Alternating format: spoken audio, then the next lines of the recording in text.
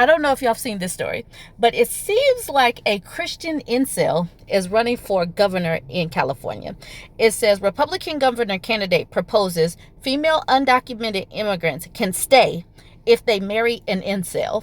This young man, this young white Christian male, seems like he is trying to get a wife by making these undocumented female immigrants marry incels.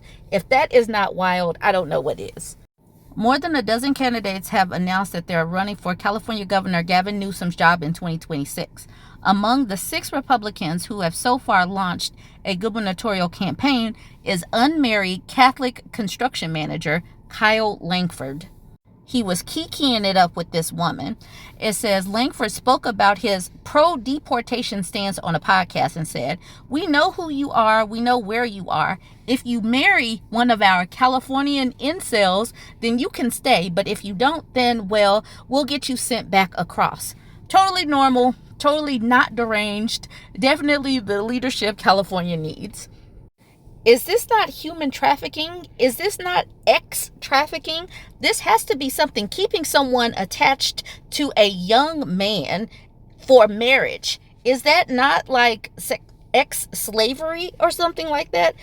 Definitely seems pretty close to it if I say so. You let me know what you think. You definitely got to watch this unhinged video. This dude is leaning into this incel label. It says, when right-wing watcher described Langford as a 20-something Nick Fuentes acolyte, Langford, who often calls himself and his followers groypers, a group of alt-right and white... What the heck?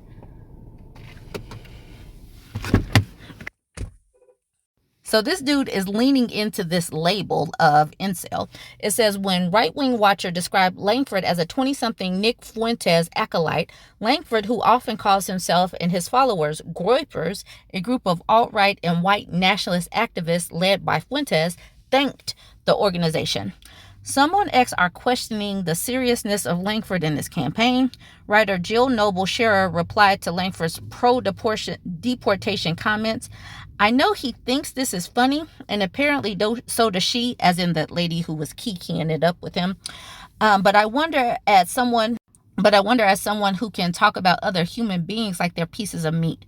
No wonder they have to strong arm a woman into having anything to do with them. And like I said, he's leaning into this. The unseriousness of it all is ridiculous. But he's talking to Right Wing Watch right here saying, "Tag me next time, okay? Love you, RWW." And he calls himself a groyper, gives the heart symbol and an American flag. The unseriousness of it all is quite evident. We've talked about how young men are diverging and going more conservative. I do believe that it has something to do with what the Republicans, the GOP, are doing with something called the Joshua generation. I don't know if you've heard about the Joshua generation, but this man is a young white male, Christian and all of that. I bet you he's part of the Joshua generation. And if you don't know what that is, these people have been planting seeds in politics for a long time.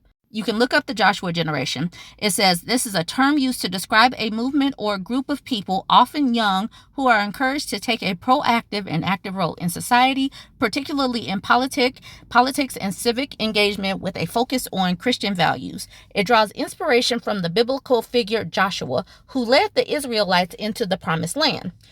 Here's a more detailed breakdown. Number 1, Christian movement. The Joshua generation is generally associated with conservative Christian values and aims to influence the political and civic landscape through the lens of those values. It encourages young people to strengthen their faith and put their beliefs into action into the public sphere. Political and civic engagement. The movement emphasizes the importance of young people participating in government, civics, and politics. It seeks to equip young leaders and citizens to positively influence the political process. Historical context. The term Joshua generation has been used in various contexts, including a program launched by then presidential candidate Barack Obama to reach out to young evangelical voters in 2008.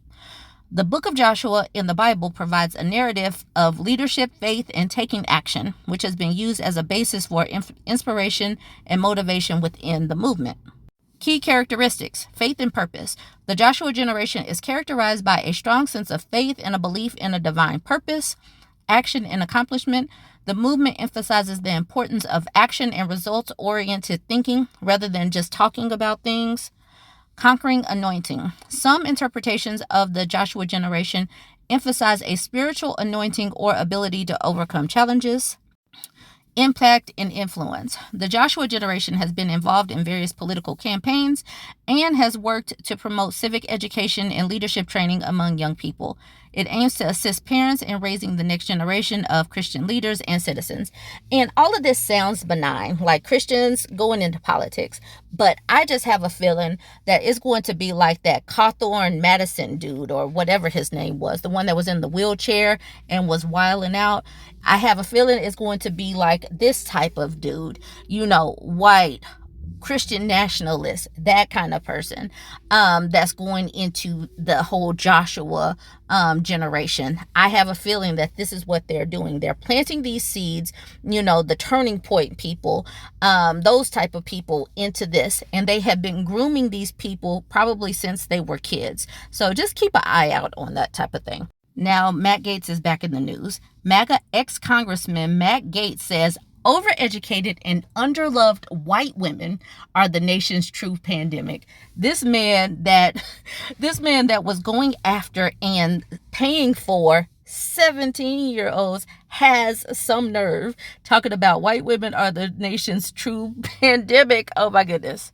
All right, it says Gates now hosts a political show on OAN and is rumored, despite his political troubles, to be a legitimate potential candidate for Attorney General of Florida. That's kind of crazy, kind of scary, but I wouldn't doubt it. As the New York Times wrote recently in a look at Gates' post-congressional prospects and the idea that he could win an election in Florida, recent polling suggests plenty of people take him seriously. Why? This is a tweet from Aaron Rupar back in July 2022, saying, this is a quote from Gates.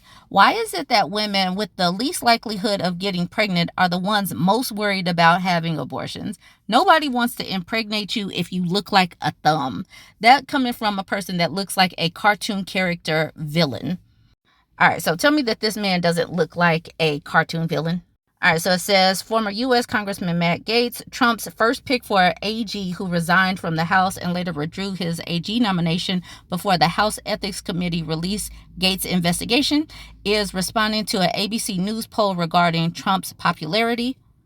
Here's where Matt Gaetz was talking about polling, because Steve Kornacki says, we see this, white women with a college degree, the only group of white voters that is on the left. Do you want to continue DEI programs, or do you think they should be ended? White men, no degree, ended. White men with a degree, ended, they say. White women, no. And so then that's where Matt Gaetz says, overeducated, underloved white women are this nation's true pandemic. So that's where that quote came from. And so it was at a 2022 Turning Point Action Conference. The pro-life politician, that is wild considering how he gets down, said, the pro-life politician said, why is it that the women with the least likelihood of getting pregnant are the ones most worried about having abortions? Nobody wants to impregnate you if you look like a thumb. But remember, this is what he looks like. And this man is out here sending Venmos and Zills publicly to women to pay for. All right, y'all. Let me know what you think about this. This is who the Republicans are putting out there. They're supposed Christians with values and all of that. This is who they're running. Let me know what you think about all of this. Join the conversation. Like, comment, and share.